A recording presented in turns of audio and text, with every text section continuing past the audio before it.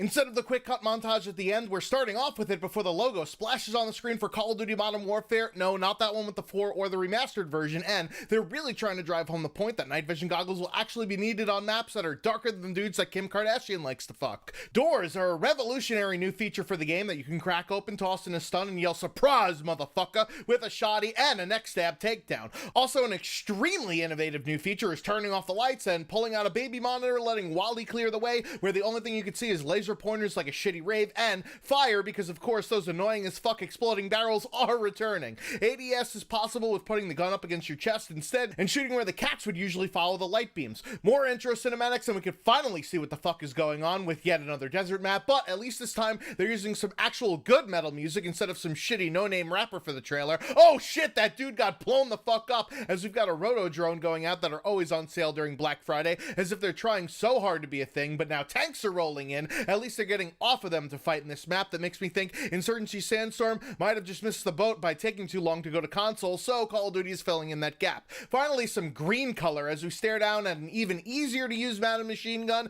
followed by switching back and forth between cannon sights to take down short and long range, and the return of the underbarrel nade launcher because chicks dig the noob tube. I think I'm excited for the noob tube to be back. That was one of my favorite guns that I played with in the past in like middle and high school, so it's definitely a nice thing to have to get those easy eliminations, and I'm looking forward to using it today.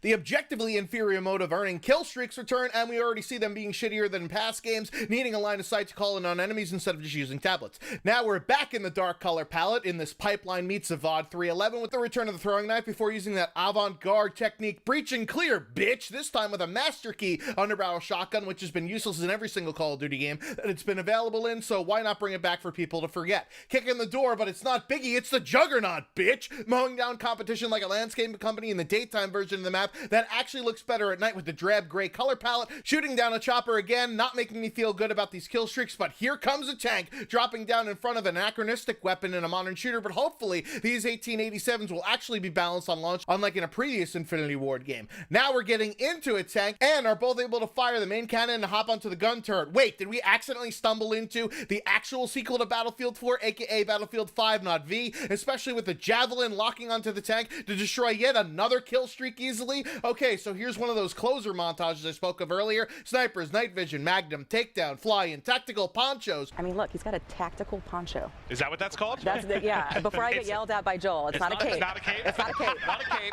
Tactical poncho. Drones, bouncing Bettys, a Pavlo, and oh shit, the return of the nuke mushroom cloud, of course in a Russian map to close out the trailer. So this basically is Modern Warfare 2 remastered, with some new mechanics that you could play during the open beta, even though it says pre-order for access, which is actually an oxymoron, but it will be crossplay, however, not for the first weekend starting September 12th, because it's only for the PS4, the superior gaming platform on the sole basis of monetary compensation to Activision, spelled with a $, but the following weekend starting September 19th, it will be available to all with crossplay. And in actuality, it's a demo, not a beta, since the game launches slightly more than 1 month later on October 25th.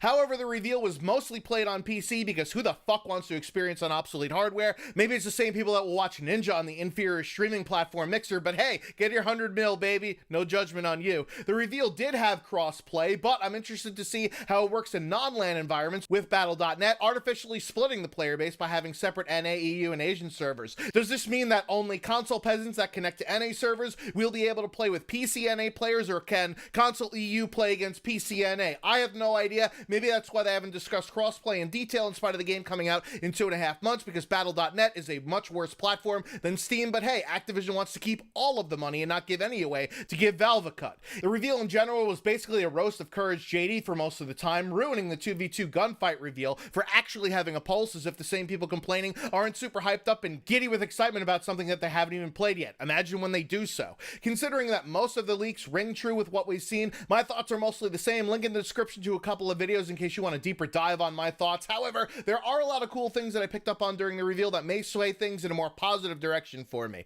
On the plus side, there's bigger modes like 10v10 and 20v20 that are basically Conquest Small, which hilariously didn't work during the reveal. That is alarming, considering that we're so close to release. But there's even a rumored 50v50 in the works, plus the ability to change your loadout on the fly with a gunsmith-style create-a-class menu system will capture that Battlefield crowd that wants a modern military version of their game, considering it's essentially the same as Battlefield 4. The return of Headquarters and the cyber attack game mode that's Sabotage plus plus search and rescue is a nice plus for veteran Call of Duty players, and with crossplay, all of these modes will actually have a chance with a larger player base, plus a reimagined hardcore mode with realism on the night maps without kill feeds and hit markers like a mill sim, which the latter I don't think will be for me. I'll try it, of course, but it definitely is different for Call of Duty. However, I think it's only going to be a niche thing once it comes out.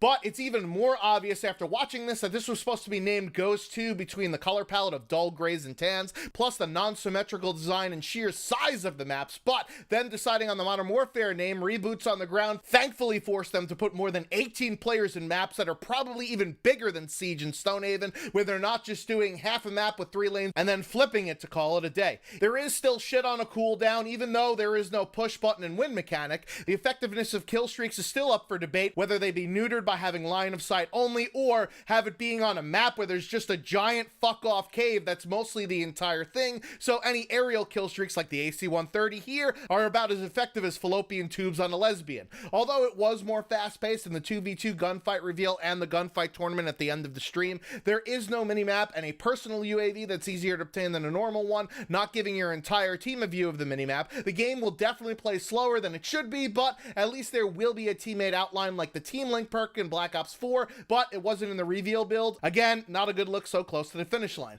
There's still some strange shot around corners even on land, and hopefully a lot of the inferior design decisions will be covered up by how good the game plays. However, most of us won't find out for another month or so. Let me know down below in the comment section what you think about the multiplayer reveal. It definitely looks intriguing to me with how different it is to the recent Call of Duty games, but again, some of these design decisions are head scratchers to me. Anyways, I've been the Schwantz27, making like a fetus and heading out. Until next time. You love pine trees because it makes you think of Christmas. Sure. Thanks, Cole. What?